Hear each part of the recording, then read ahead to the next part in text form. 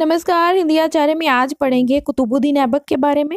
कुतुबुद्दीन ऐबक दिल्ली सल्तनत का पहला शासक एवं गुलाम वंश का संस्थापक था। उसने केवल 4 वर्ष 1206 से लेकर 1210 तक ही शासन किया। उसने अपनी राजधानी लाहौर को बनाया और कुतुब मीनार की नींव भी कुतुबुद्दीन ऐबक ने ही डाली थी।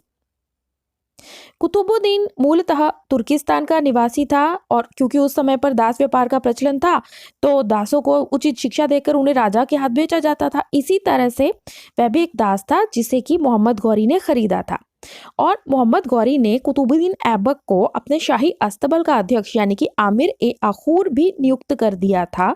उस समय पर दासों पर बहुत ज्यादा विश्वास किया जाता था, अपने पुत्रों से भी अधिक विश्वास दासों पर किया जाता था।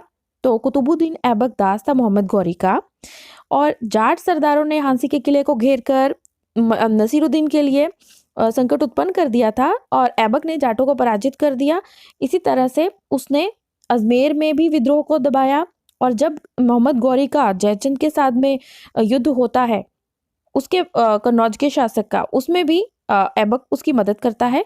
1202 से 3 के बीच में उसने परम दर्दी देव को पराजित कर कलिंजर जीता और महोबा का जो प्रसिद्ध सूर्य मंदिर था उसको भी ध्वस्त कर दिया और खजुराहो पर भी अधिकार करके अपनी स्थिति मजबूत कर ली।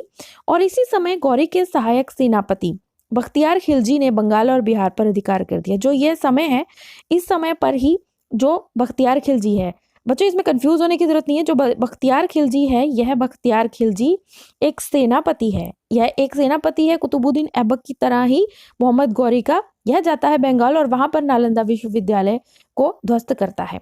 आगे देखेंगे, गौरी की जब हत्या हो जाती है 1206 में, उसके बाद कुतुबुद्दीन ने स्वयं अपना राज्याभिषेक कर लिया और लेकिन उसने सुल्तान की उपाधि धारण नहीं की। उसका कारण यह था कि वह जो दूसरे गुलाम सरदार थे याल्दोज और कोबाचा, वो उससे ईर्ष्या रखते थे। हालांकि हम ये जानते हैं जो घियासुद्दीन महमूद जो था उत्तराधिकारी, जो कि मोहम्मद गौरी का उत्तराधिकारी था अफगानिस्तान में, उसने इस चीज को मान लिया था कि हाँ, भारत में जो है कुतुबुद्दीन ऐबक ही उत्तराधिकारी बनेगा मोहम्मद गौरी का। कुतुबुद्दीन ऐबक ने ही 2.5 दिन का झोंपड़ा जो कि अजमेर में है, यह एक मस्जिद है, इसको बनाया था। माना जाता है कि 2.5 दिन में ही इसका निर्माण कर दिया गया, जिस वजह से इसका नाम 2.5 दिन का झोंपड़ा पड़ गया।